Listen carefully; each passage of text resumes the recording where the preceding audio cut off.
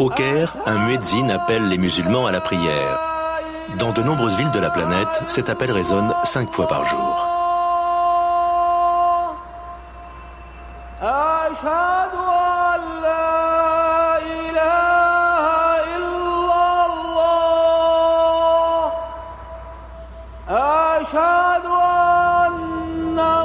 Près d'un quart de la population mondiale y répond, des fidèles unis par l'esprit persistant de l'islam.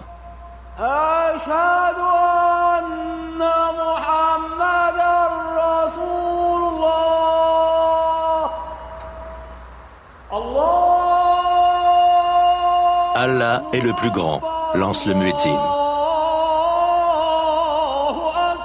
J'atteste qu'il n'est de vraie divinité qu'Allah. J'atteste que Mahomet est le messager d'Allah.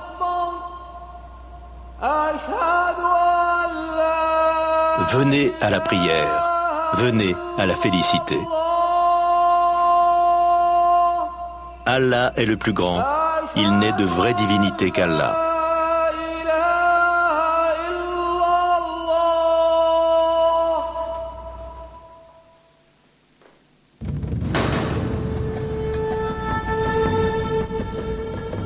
La civilisation islamique marque l'un des plus hauts sommets de l'humanité. Un pouvoir planétaire fondé sur la seule foi. Une révolution spirituelle qui allait façonner les pays de 3 continents et fonder un empire.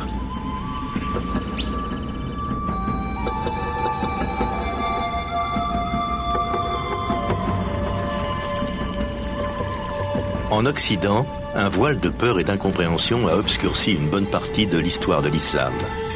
C'est oublier à quel point l'histoire cachée de cette religion et la civilisation occidentale s'interpénètrent.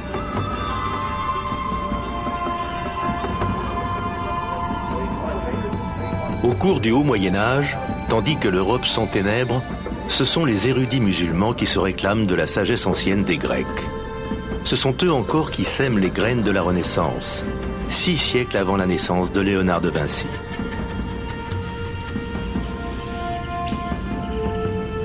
Des remèdes à nos maladies jusqu'aux nombres qui nous servent à compter, la civilisation musulmane a façonné les cultures du monde entier.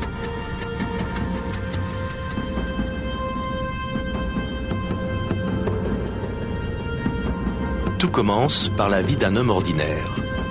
Le message profond qu'il véhiculera changera le monde à jamais. Il se nomme Mahomet.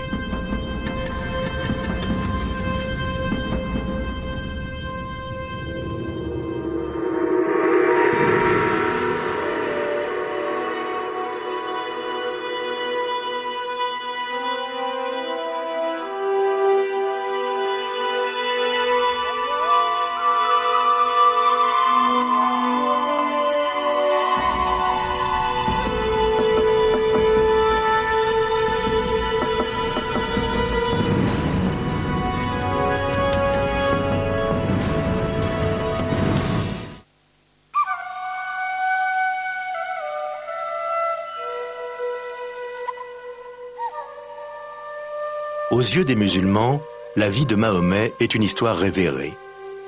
Ses mystères, comme ses certitudes, renvoient à des croyances tenues pour sacrées. Tout ce qu'on raconte au sujet du prophète dépend d'une mémoire transmise de siècle en siècle et de la sélection qui s'opère dans le temps. Il est donc très difficile d'extraire de ces différentes sources très louangeuses l'être humain ordinaire, l'homme qu'il fut.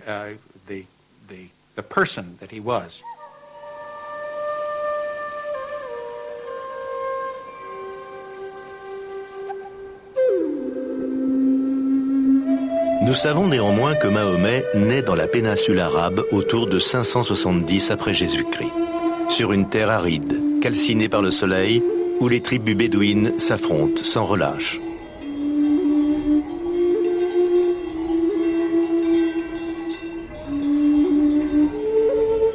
Enfant, il connaît, grâce à ses parents, un avant-goût de la vie dans le désert.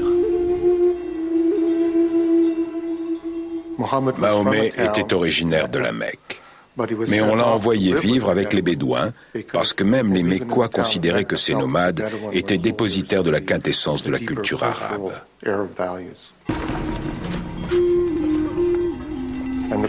De leur côté, les Bédouins voyaient les citadins comme ceux qui s'étaient coupés de leurs racines culturelles arabes profondes, la poésie, l'élevage, toutes choses où eux excellaient. À l'âge de 6 ans, Mahomet a déjà perdu ses 2 parents. Il est alors pris sous l'aile de son oncle, un chef de clan, et viendra occuper la place singulière de l'étranger.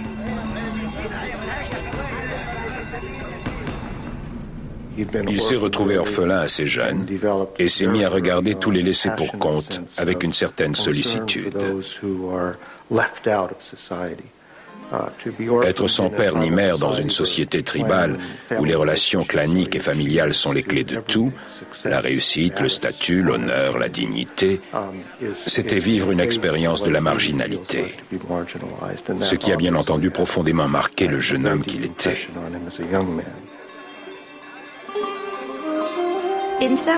D'un certain point de vue, il était désavantageux de grandir sans parents. Mais en même temps, il s'est adapté. Il a donc eu de nombreux parents, plusieurs pères et mères, ce qui faisait de lui l'enfant de tout le monde. Dans le clan de Mahomet, comme dans toute la société arabe de la péninsule, on se raconte les mêmes histoires depuis des générations.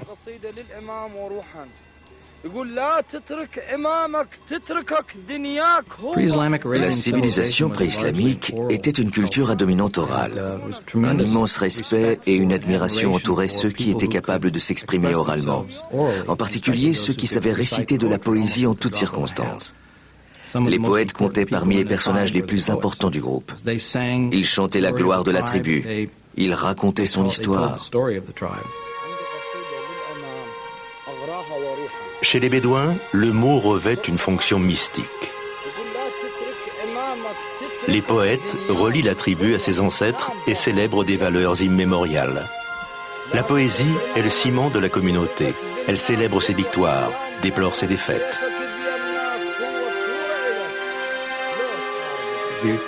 Les poèmes, comme ceux de Homère, exaltent un esprit d'héroïsme, tout en suggérant avec force les tragédies provoquées par les guerres tribales sans relâche, qui découlent de cet esprit.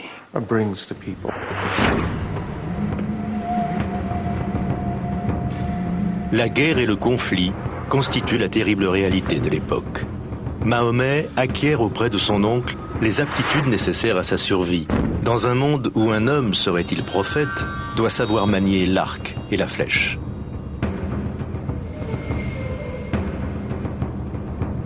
Dans un pays privé d'eau, exposé à la colère des éléments, une rivalité autour d'un puits peut donner lieu à des querelles sanglantes sur plusieurs générations.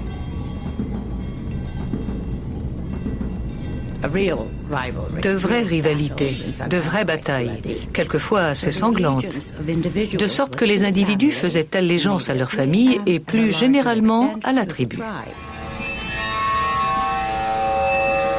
Sans la protection de la tribu, nul n'aurait duré bien longtemps.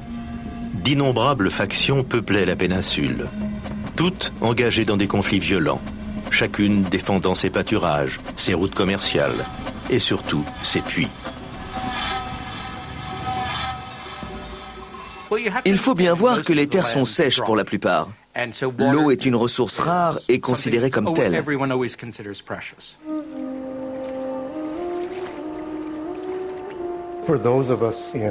Pour nous qui vivons sous des climats plus humides, il est difficile de comprendre la symbolique attachée à l'eau par les sociétés du désert, qui ne connaissent qu'une ou deux pluies par an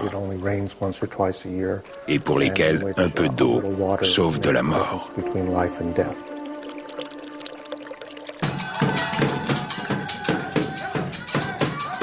Chaque clan possède ses propres idoles et totems, divinités de l'eau et du vent, du feu et de la nuit. Elles sont entreposées dans une construction de bois, de pierre et de tissu dans la ville caravanière de la Mecque. On l'appelle la Kaaba, du mot arabe qui signifie cube. Les Arabes pré-islamiques vouaient un culte à un certain nombre d'esprits en relation avec la nature, parfois avec des éléments naturels tels que les arbres, les pierres ou les sources. La Kaaba de la Mecque était un sanctuaire qui abritait une collection de divinités. Le patriarche hébreu Abraham aurait, dit-on, édifié lui-même la Kaaba plusieurs siècles auparavant. Et la pierre noire qu'elle renferme serait tombée du ciel. En ces temps agités, la Kaaba offre une retraite paisible. C'est le seul lieu où les Bédouins consentent à observer une trêve avant de retourner guerroyer sur une mer de sable.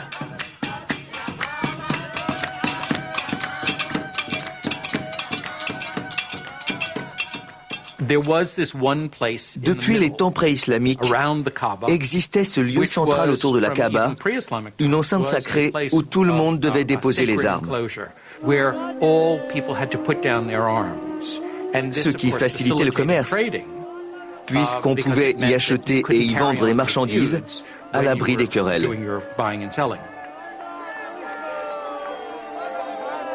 Pour ce qui est des Arabes pré-islamiques, l'importance spirituelle de la Kaaba et de la Mecque est difficile à dissocier de son rôle économique. La Kaaba fait de la Mecque un centre névralgique pour les échanges commerciaux. On y trouve de l'encens arabe, des parfums exotiques, des épices indiennes, des soieries chinoises et du lin égyptien. C'est peut-être l'extraordinaire mélange de cultures qui fait la plus grande richesse de la ville. Il passait dans la ville des gens qui venaient de très loin et avaient de ce fait toutes sortes d'expériences à partager. Il y avait là un mélange de confessions. On trouvait des juifs, des chrétiens et les arabes du désert qui pratiquaient une religion de type animiste.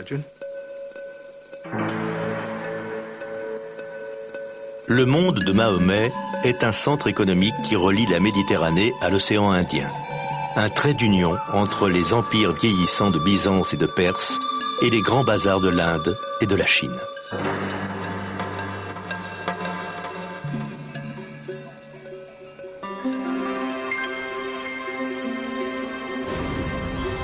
Mahomet devient marchand.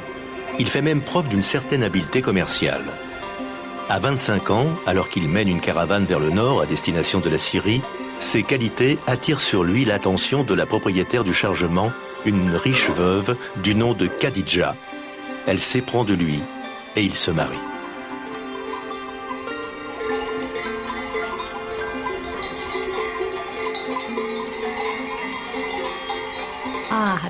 Khadija.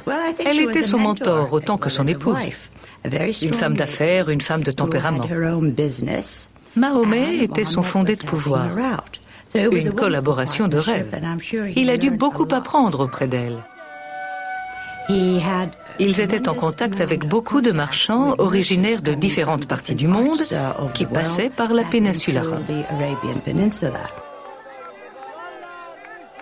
C'était un homme très intelligent, je crois, et d'une grande ouverture d'esprit. Il savait échanger avec toutes sortes de personnes. Il devait avoir du charisme aussi. Mahomet est prompt à nouer des liens et il s'entend à résoudre les disputes. Un jour, la Kaaba tombant en ruine, le problème surgit de savoir quel clan aurait l'insigne honneur de placer le Béthil au centre du temple. Mahomet donnera ici pour la première fois la preuve de son étonnant savoir-faire.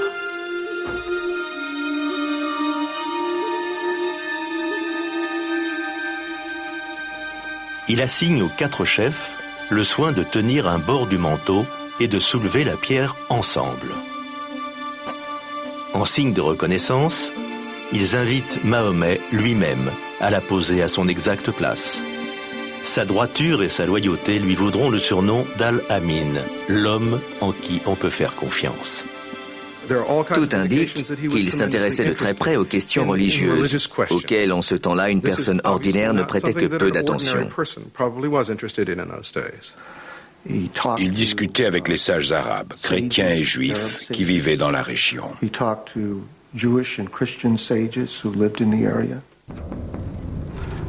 Il avait l'habitude de se retirer sur une âpre colline, aux alentours de la Mecque, pour y méditer.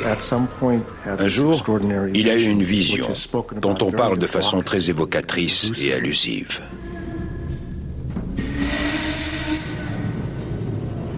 Dans une grotte, sur les hauteurs entourant la Mecque, Mahomet connaît une expérience qui décidera de toute sa vie.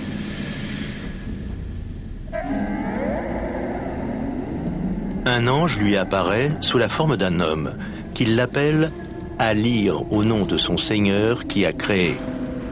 Le face-à-face impressionne Mahomet autant qu'il le déroute.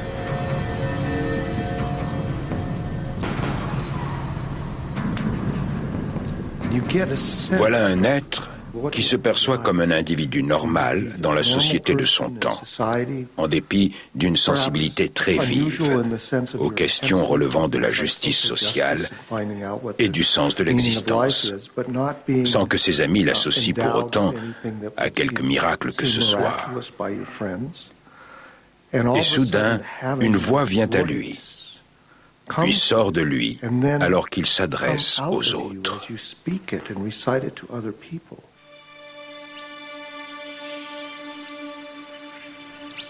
Ici débute pour Mahomet sa carrière de prophète.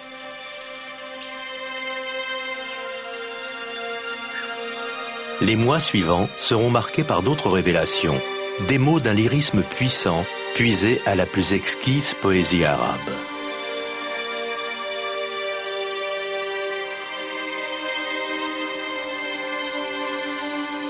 Mahomet doit porter aux siens un message, une proclamation simple mais radicale, qu'il n'y a qu'un seul Dieu.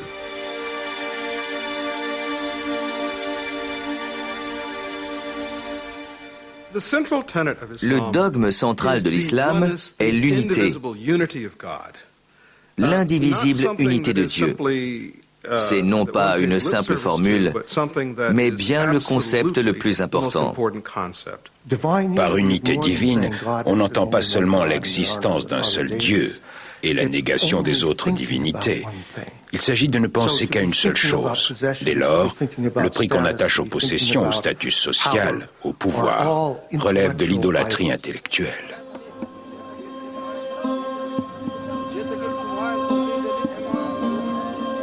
Position lourde de conséquences. De l'unicité de Dieu à celle du peuple, il n'y a qu'un pas à franchir. Fini donc les divisions claniques. C'est une révolution pour les pauvres et les démunis. Il me semble que l'élément primordial de ces premiers enseignements, dont on ne parle guère, tient à l'idéal de justice sociale qu'il défendait. À l'époque, à la Mecque, le fossé se creusait entre les possédants et les déshérités, situation qu'il a dénoncée. Il prônait le partage des richesses. À mon avis, c'est ce message de justice sociale qui lui a permis d'être entendu du peuple. L'islam instaure un nouvel ordre, un nouveau mode de vie dont la beauté repose sur l'égalité entre tous les fidèles. Les noirs, les blancs, les hommes, les femmes, les enfants. Il porte donc en lui cette universalité qui est, à mon avis, la raison pour laquelle il s'est propagé si vite. Alors que Mahomet commence à prendre la parole au sein de sa communauté, son message en touche plus d'un. Son message avait la subtilité et la profondeur symbolique de la grande poésie pré-islamique, celle qui avait donné au peuple d'Arabie une oreille d'une sensibilité extraordinaire à l'expression verbale. L'oralité était en effet un vecteur culturel central. Certains le considéraient comme un poète. Or, une sourate coranique dit en substance que Mahomet n'est pas un poète. La parole du poète est de désir. Cette voix n'est pas celle du désir. C'est la voix de Dieu.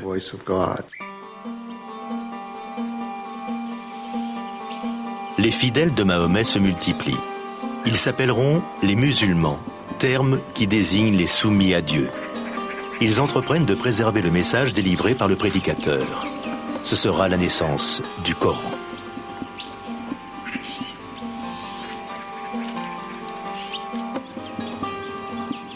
La révélation du Coran a eu lieu sous forme orale.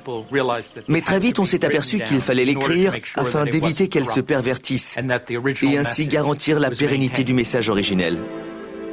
Très tôt, à une date incertaine parce qu'aucun des manuscrits coraniques de cette période ne nous est parvenu, on a commencé à donner au Coran sa forme écrite. Le Coran est une révélation d'enseignement spirituel, des conseils d'ordre à la fois éthique et social. Il a été révélé en langue arabe et le demeure. Ce qu'il y a d'extraordinaire dans le Coran, c'est la simplicité, le naturel.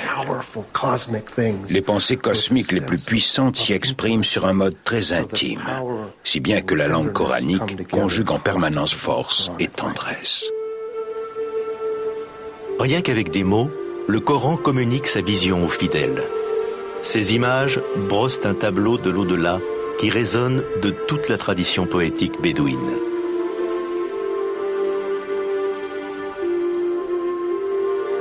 Imaginez-vous dans le désert, dans la poussière et l'éclat du soleil. Vous êtes enveloppé dans de longs vêtements, sans quoi le vent vous arracherait la peau du visage. Vous entrez dans une oasis. La température chute brusquement. Un grand calme se fait.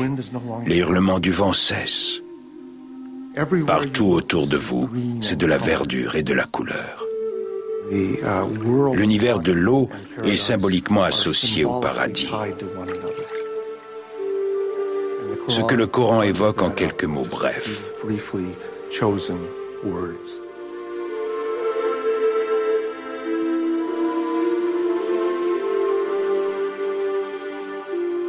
Quelle que soit la place accordée par le Coran à l'image du paradis, Dieu n'y est l'objet d'aucune description. Le mystère reste entier. Il est très difficile de parler de Dieu sans le réifier ou tomber dans l'anthropomorphisme en faisant de lui une projection de nous-mêmes. Si les musulmans se méfient de la statuaire, par exemple, c'est parce qu'ils y voient un danger. Le Coran déjoue ce piège en changeant constamment de pronom, de manière qu'on ne puisse réifier Dieu ou se former de lui une image physique. Plus qu'une image physique de Dieu ou de Mahomet, c'est la beauté du Coran lui-même que l'islam célèbre. L'islam s'est développé dans un contexte où l'image n'était pas valorisée. La révélation du Coran tient lieu de représentation de Dieu sur terre. Dès les débuts de l'islam, la seule représentation valable de la parole divine était le Coran lui-même, et non une figuration de Dieu, puisqu'il était interdit de le représenter, encore moins une image de Mahomet, puisqu'il ne relevait pas du divin.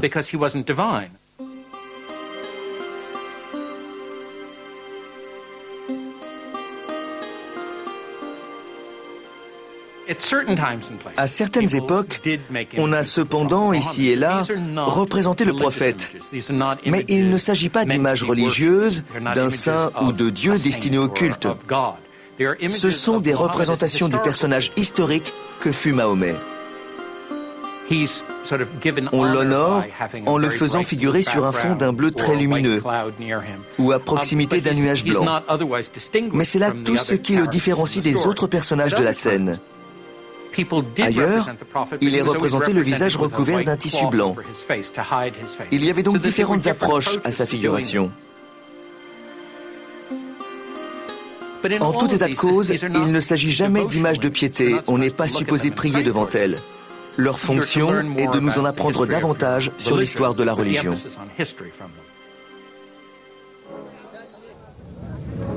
Face au développement de la communauté mahométane, l'opposition elle aussi se renforce.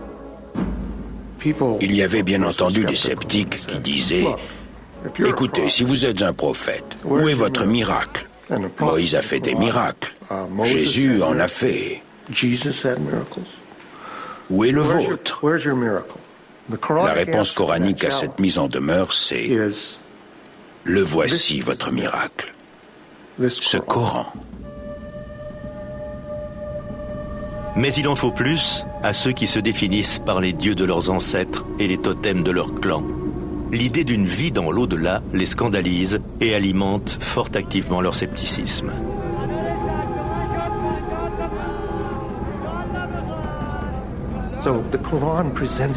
Le Coran fait état de ces doutes.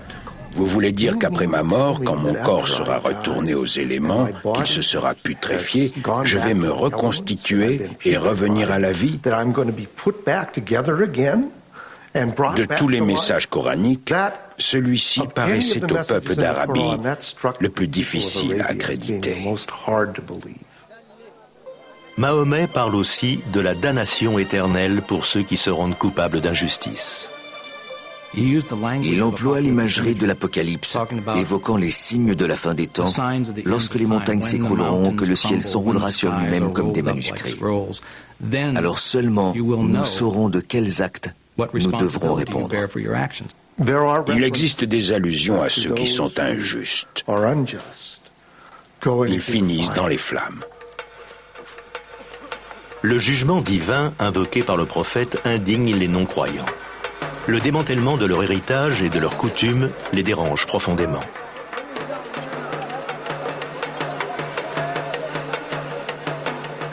C'était une menace à plus d'un titre. Une menace à l'ordre social, aux traditions ancestrales et à l'économie en raison de l'importance de la Kaaba de la Mecque où l'on allait en pèlerinage. Pendant que les adeptes de Mahomet se multiplient, l'organisation sociale de la cité caravanière commence à péricliter. Les affaires souffrent de la désertion des pèlerins et des commerçants, inquiets pour leur sécurité. Les chefs de clan décident de faire disparaître Mahomet et son message.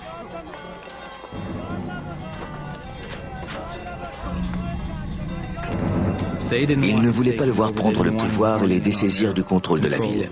Ils lui ont compliqué la tâche. Ils ont peut-être même comploté en vue de son assassinat. Ils ont essayé de le tenir à l'écart de la Kaaba et fait tout ce qu'ils pouvaient pour le chasser de la ville. Ils exigent de l'oncle de Mahomet qu'il lève la protection clanique dont bénéficie le prophète, ce qui faciliterait son meurtre sans avoir à craindre de représailles. Mais son oncle refuse. Sa position équivaut à une déclaration de guerre. Ce conflit entre clans ne connaîtra plus désormais d'arbitrage que par la force. Mahomet est appelé à accomplir des choses extraordinaires, à mener les Bédouins à renier leurs dieux multiples, à désavouer leur père et à renoncer à la guerre tribale. Des demandes qui ont abouti, comme c'était prévisible, au mépris, à la persécution et aux violences qu'il a endurées.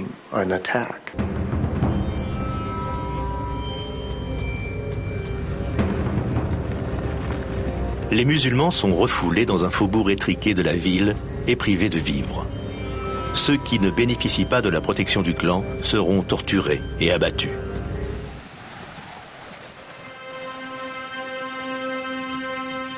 En 619 après Jésus-Christ, l'oncle de Mahomet ainsi que sa femme Khadidja s'éteignent. Il perd son premier amour et son seul protecteur, moment tant attendu par ses ennemis.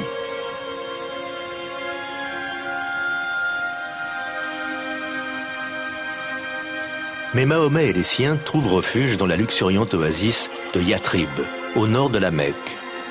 Des tribus rivales en situation de lutte endémique y recherchent un arbitrage extérieur.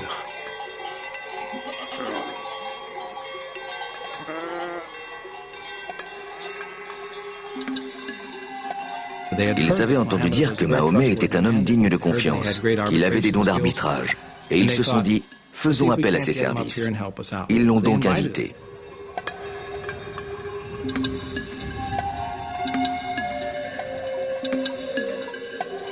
Mahomet accepte de se rendre à Yathrib pour y régler leurs différends, en échange de l'asile offert aux siens.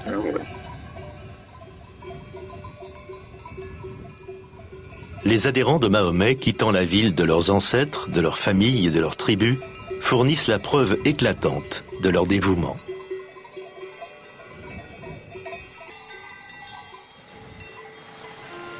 C'est l'acte fondateur d'une nouvelle communauté, d'une nouvelle tribu.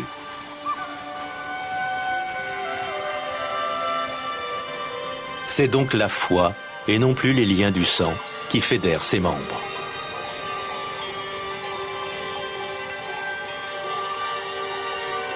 Ce seul déplacement d'une caravane d'un lieu à un autre marque les débuts de l'ère islamique. Ce voyage, migration spirituelle, mutation humaine et sociale, c'est la hijra, l'hégire. Nous sommes en 622 du calendrier chrétien, première année du calendrier islamique.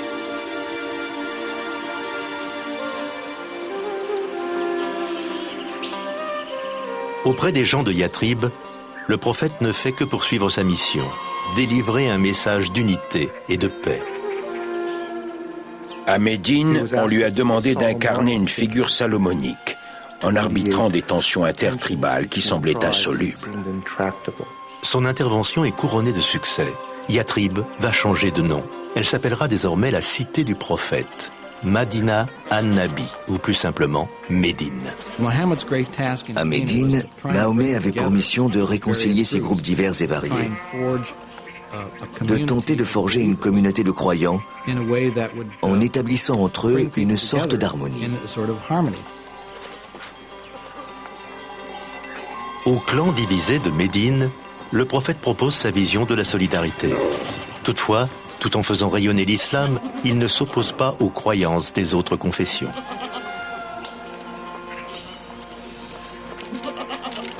L'islam s'inscrit dans un rapport aux autres religions révélées, le judaïsme et le christianisme. Ces adeptes sont traités comme des gens du livre sacré.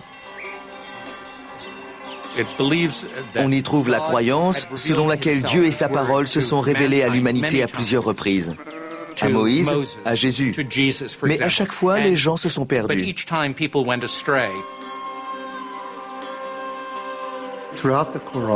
Tout le Coran atteste l'humanité de Mahomet, son humilité et l'extraordinaire défi que représente la mission dont l'investit cette révélation divine.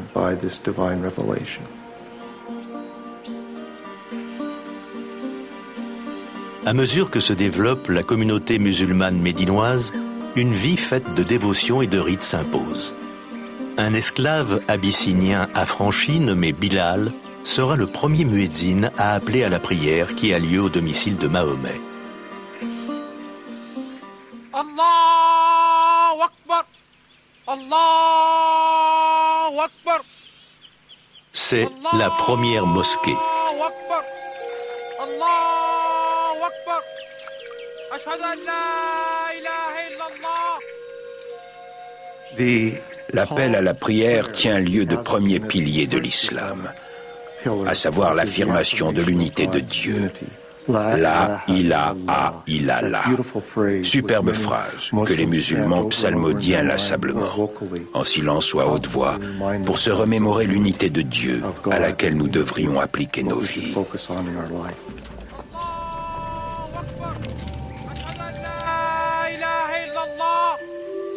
أشهد أن لا إله إلا الله أشهد أن محمدا رسول الله. La prière collective est une bonne chose. Elle cimente l'appartenance à un mouvement, à une organisation, une communauté. Il s'en dégage une force incroyable, même aux yeux d'un incroyant ou d'un fidèle d'une autre religion. Dans le culte, on accomplit des gestes de prière qui unifient le corps, l'esprit et l'âme, au moment où l'on se prosterne et où la tête touche le sol en un point central. Existe-t-il un symbole plus fort de l'unité ? Tandis qu'il vit à Médine, Mahomet reçoit, dit-on, une révélation commandant aux musulmans de prier tournés vers la Kaaba de la Mecque. Bien que remplie d'idoles païennes, elle reste le sanctuaire d'Abraham, le premier à avoir cru au Dieu unique. Pendant que l'islam priant regarde désormais vers le lieu mécois, son ennemi rallie un nombre croissant de recrues. Leur objectif, anéantir les musulmans.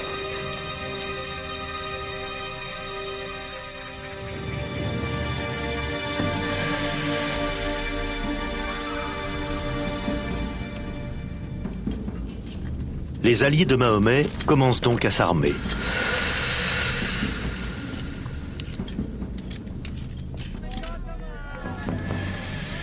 Malgré leurs efforts de préparation, les musulmans sont en infériorité numérique et ne font pas le poids.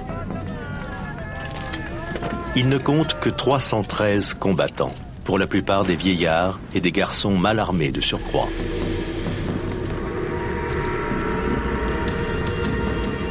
Les Mécois, en route pour Médine, en revanche, le sont fortement et totalisent 1 millier d'hommes. Pendant des années, Mahomet s'est évertué à convertir les Mécois à l'islam par des moyens pacifiques. L'heure est maintenant venue de prendre les armes.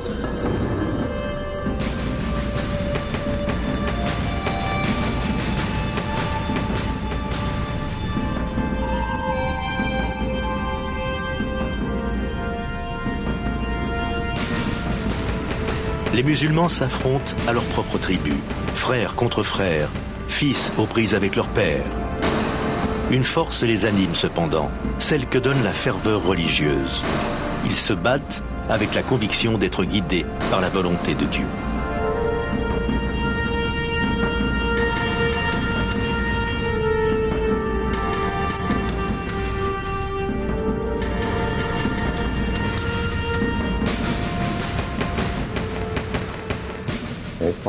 Ils ont livré 3 batailles très sanglantes. La jeune communauté musulmane a frôlé son anéantissement.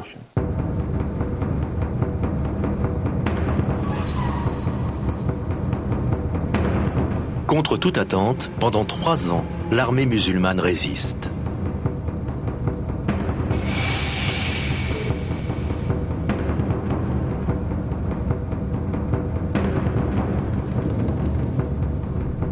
La rumeur des combats parvient aux tribus bédouines, qui voient dans les victoires de Mahomet la main de Dieu.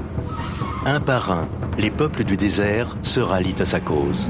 Ils viennent renforcer les rangs de l'armée musulmane. L'équilibre des forces commence à s'inverser.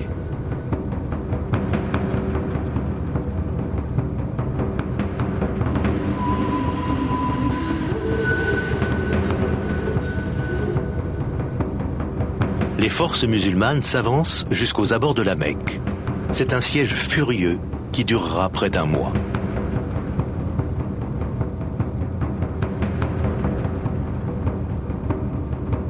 Jusqu'à ce que la ville tombe enfin aux mains de Mahomet.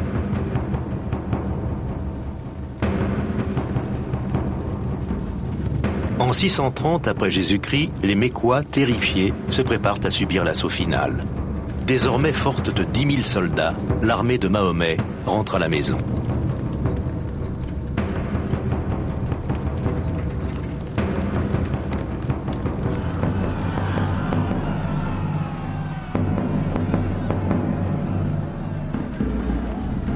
Les vaincus savent quel sort terrible les attend. L'art militaire tribal promettait aux Mécois une vengeance meurtrière. En général, on tuait les hommes. On réduisait en esclavage les femmes et les enfants.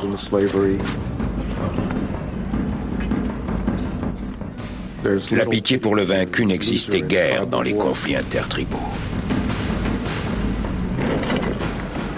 Ce qui se vérifiait partout sur la planète.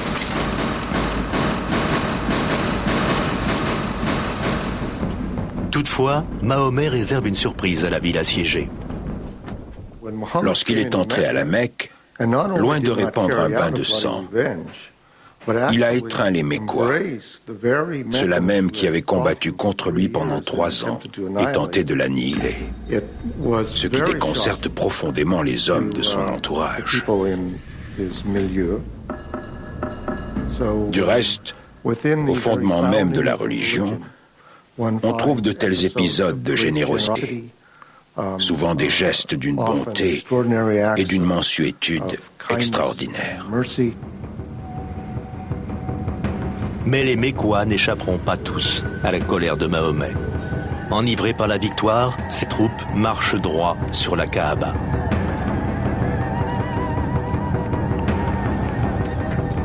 Elles accomplissent 7 circumambulations autour du sanctuaire parmi ceux venus invoquer le secours de leurs idoles. Ce ne sont pourtant pas les païens eux-mêmes que Mahomet entend détruire, mais leur Dieu. À son signal, les dieux tutélaires de ses ancêtres sont réduits en poussière.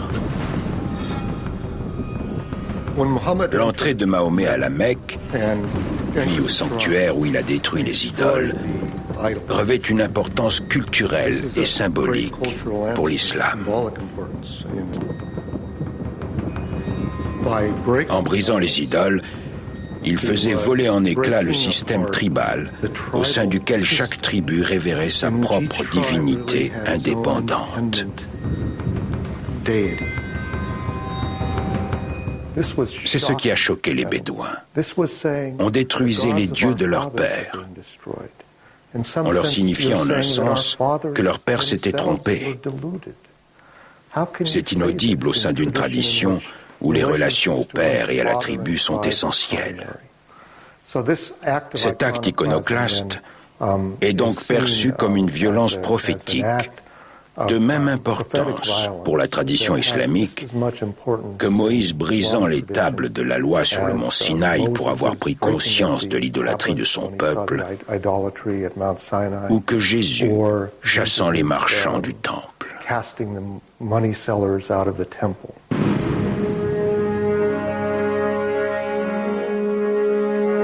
La destruction des idoles marque un nouveau commencement, une rupture avec le passé et la création d'une force puissante.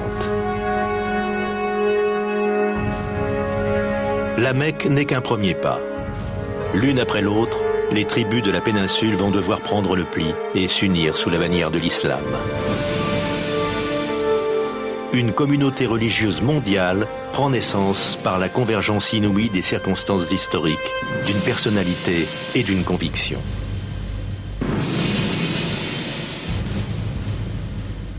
Mahomet a instauré un sens de la solidarité, un sens de la mission. Il a réuni tous les segments séparés de la société arabe qui, par la suite, rayonneront vers l'Est, l'Ouest, le Nord et le Sud.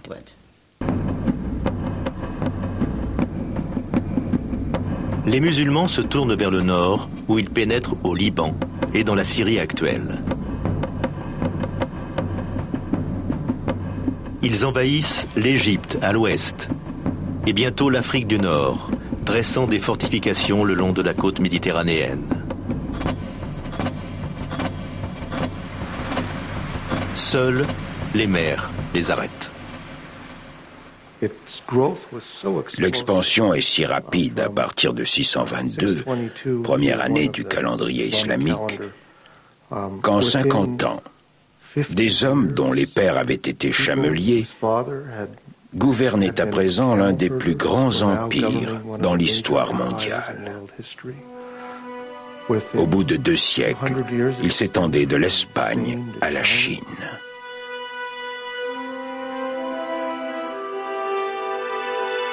Les musulmans absorbent l'empire sassanide d'Iran et les 2 tiers de l'empire chrétien byzantin. Désormais, leur empire dépasse celui de Rome. Il va du Maroc à l'ouest jusqu'à l'Indus, à l'est, qui marque aujourd'hui la frontière indienne.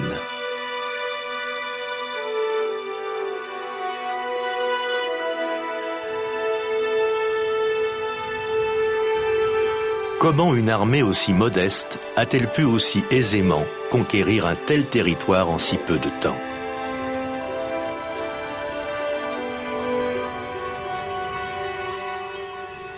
L'extension de l'islam au Moyen-Orient et en Afrique du Nord est en grande partie due à l'usure des régimes en place. L'idée que les musulmans convertissaient tout le monde sous la menace de la mort ne correspond pas à la réalité. Ils ne gouvernaient pas d'une main de fer. Il permettait au peuple conquis de conserver leur structure administrative, aux chrétiens et aux juifs d'observer leurs lois religieuses. Dans bien des cas, la présence du nouveau régime ne se faisait pas trop ressentir.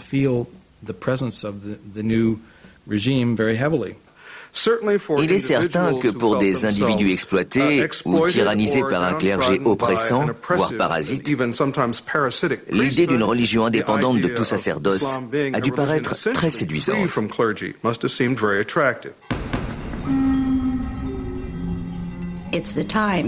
C'est l'époque qui crée le mouvement, et parfois les hommes aussi.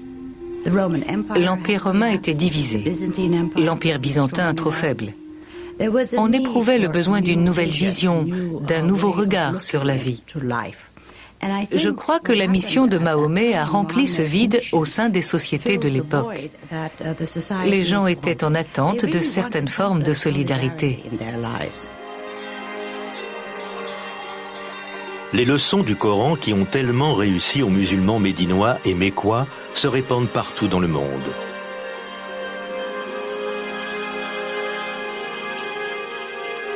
Lors de la conquête de la Syrie, les musulmans accomplissent leur prière du vendredi dans l'église Saint-Jean-Baptiste de Damas, laissant aux chrétiens leur service du dimanche.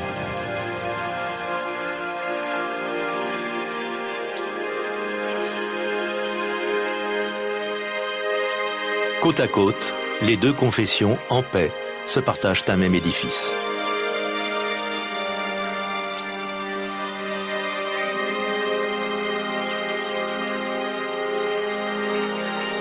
Puis, s'étant accrue, la communauté musulmane rachète aux chrétiens leur vieille église, sur le site de laquelle elle érige une immense mosquée.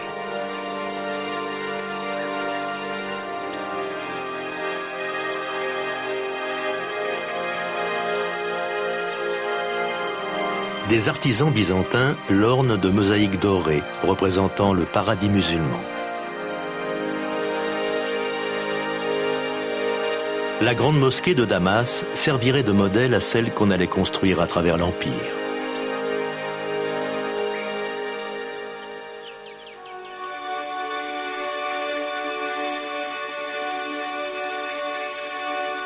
Les Arabes ont transformé les terres conquises, conservant, améliorant ou développant les infrastructures existantes. En Tunisie, à partir de ruines romaines, ils inventent un système d'assainissement des eaux ingénieux, se servant de la gravité pour séparer l'eau douce des sédiments. Ce système comprenait entre autres ces deux bassins qu'ils ont construits hors des fortifications. L'eau douce et propre se déversait dans le plus grand des deux bassins, où elle était alors distribuée par des canalisations dans la ville. Nous sommes ici plusieurs siècles avant qu'en Europe, on ait même songé à la possibilité d'installer l'eau courante.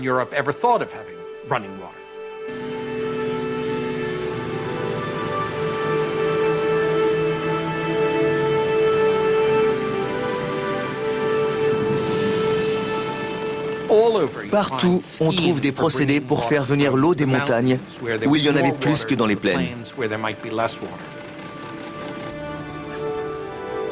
Ainsi renaissent des systèmes d'irrigation compliqués dont on remplit d'eau les anciens aqueducs de pierre.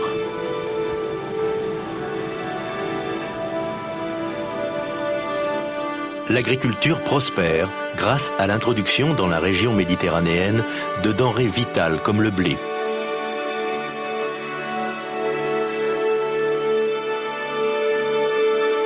Mais c'est dans la ville sainte de Jérusalem que les musulmans signent leur exploit le plus monumental. Le premier chef-d'œuvre de l'islam est le dôme du rocher. Il a été construit dans une ville déjà sainte pour les chrétiens et les juifs. Le monument est spectaculaire. La signification de ce lieu saint, comme celle de la Mecque et de la Kaaba, remonte à Abraham ou Ibrahim. C'est sur le rocher que renferme le sanctuaire qu'il aurait sacrifié son fils. Le bâtiment est censé rivaliser en beauté avec l'église du Saint-Sépulcre, située non loin de là où Jésus aurait été enterré. Le dôme du rocher se signale par sa perfection. On révérait ce site comme un lieu tenu pour sacré par Abraham et Isaac.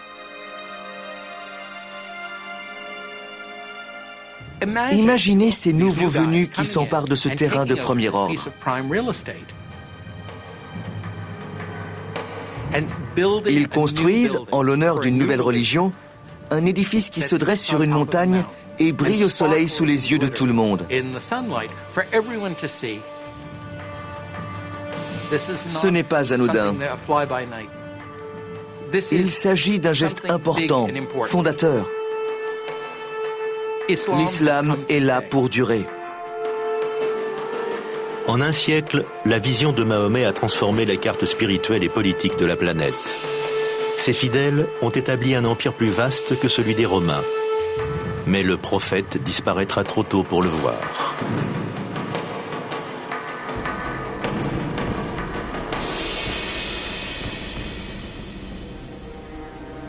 En 632 après Jésus-Christ, en cette 11e année du calendrier islamique, 2 ans seulement après la prise de la Mecque, il s'éteint.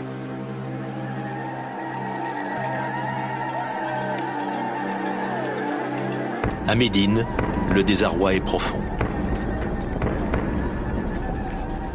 Des jours durant, la ville endeuillée se livre à des cérémonies funéraires. On sait qu'il a demandé à être enterré très simplement, sans aucune inscription sur sa tombe. Il ne voulait pas qu'on vienne prier sur sa tombe pour qu'on ne se détourne pas du culte divin. Dieu n'avait parlé aux siens que par son intercession. Abandonné de lui, il le serait peut-être aussi de Dieu. La mort de Mahomet a déclenché une crise dans la jeune communauté islamique. La question de sa succession est la première dont on s'est préoccupé. Les opinions divergeaient quant au choix d'un nouveau chef. Pour les chiites, la secte des partisans d'Ali, Mahomet avait désigné comme successeur Ali, son beau-fils et cousin.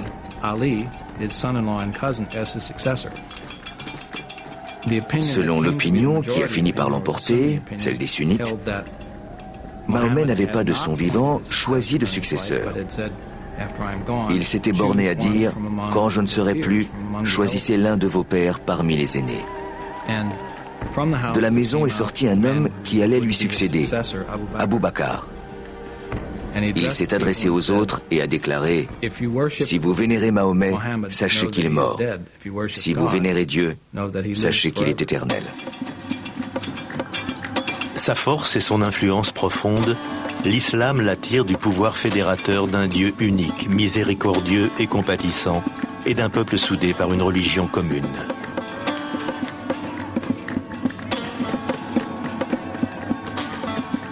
Ce n'est pas Mahomet qui a mené la conquête ni créé l'empire qui vient au jour, mais le pouvoir transfigurateur de son message.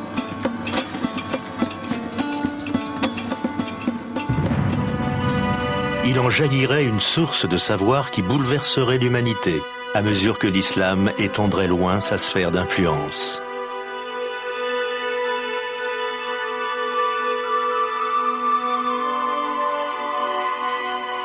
Un nouvel âge attend maintenant les musulmans, qui les destinent à un islam des Lumières, à de nouveaux horizons, ainsi qu'à un choc entre grandes puissances comme le monde n'en a jamais connu.